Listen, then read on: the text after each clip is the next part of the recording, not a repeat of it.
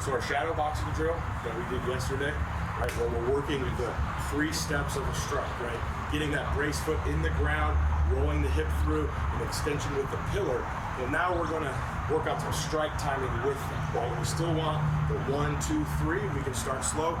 We're actually on that 3rd point of the strike. I got my thumb rotated out. I'm gonna have some feedback. I'm gonna use the glass shield.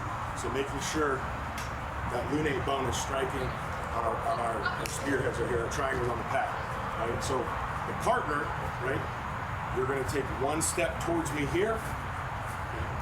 As I kick back, you're gonna step. And once,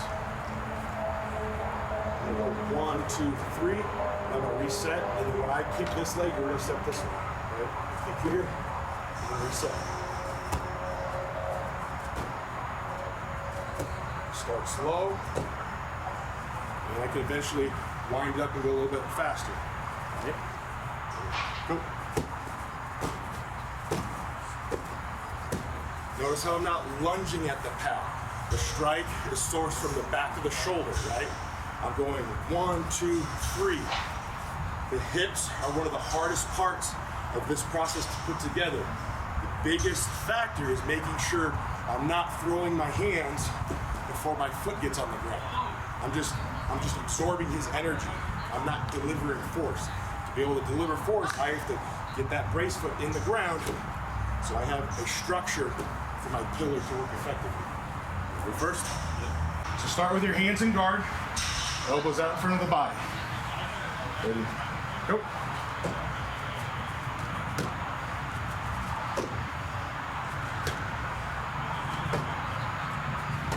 Good. Now reset, come back to the top.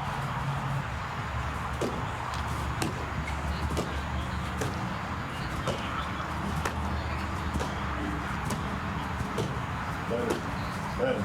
Okay, now let's go one more time.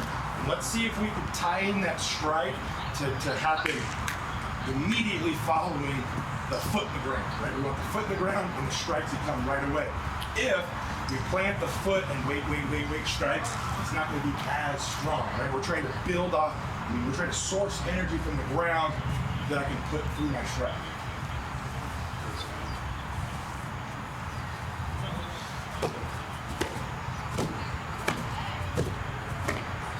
Better. If you find yourself struggling with the second part of this with the hip, try to do a single leg glute bridge where you're laying on your back, you got one knee up in your chest, and you're squeezing your cheeks trying to get the hip up. Right? So you can feel what that feels like to activate that glute, to bring your hips through, because it's a very similar mechanic when we're going brace, hip, strike.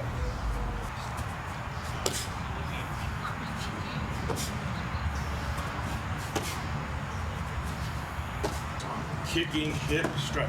So this one, see if we can get the foot ready to go. The hand is landing immediately after the foot, right? It's good to go through it where you're going 1, 2, 3, 1, 2, 3. But as we speed up, in a real context, we want to be able to ready to go. We want to activate 1, 2, 3, like really quick.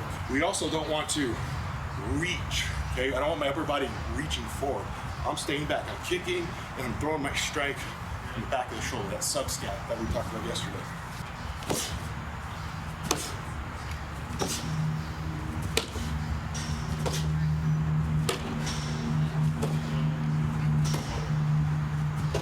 For a non-dominant hand, we have a high tendency of not being as precise with the strike, meaning not using that lunate bone, rolling the thumb out, making contact with that. Oftentimes with our non-dominant hand, our brain is working overtime to use it in an aggressive capacity, and we end up using the whole hand, right? We don't want to use the whole hand. That's like putting a pillow on a spear. We want to make sure every strike, whether it's my dominant or non-dominant hand, I'm rotating that thumb out and initiating contact with that lunate bone, because that's where all of the power is in that strike.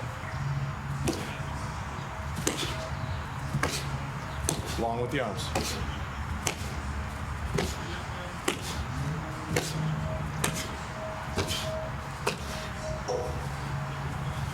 Almost the exact same thing with a cam hand. Could you see it? Is inside your outside foot, timing foot down, hand good. And your hand is striking on time. Your non-dominant side, you're throwing your hand as your foot is almost to the ground. So it was almost like 3 is happening before 1, right? And that just comes with repetitions, right? So the strike timing, it's so important to work on. And the reason we incorporate it with our shadow boxing drill, right? Most of you guys at this level of football, you're kind of isolated to a single side. So you're either kicking left, using your left arm to strike that pillar. Most times, you're on the right side, most of you guys are right side, so we're going right foot. But we've talked about if a guy crosses my face, rather than pounding the post or going lateral and making contact with the bend in the arm, I want to be able to create a brace foot and stop him with a long pillar, right? So being able to be almost ambidextrous with my strike mechanics for each side of my body will pay dividends on the field, because it doesn't matter where my opponent goes, I understand how to effectively deliver the most powerful strike my body can generate. Make sense?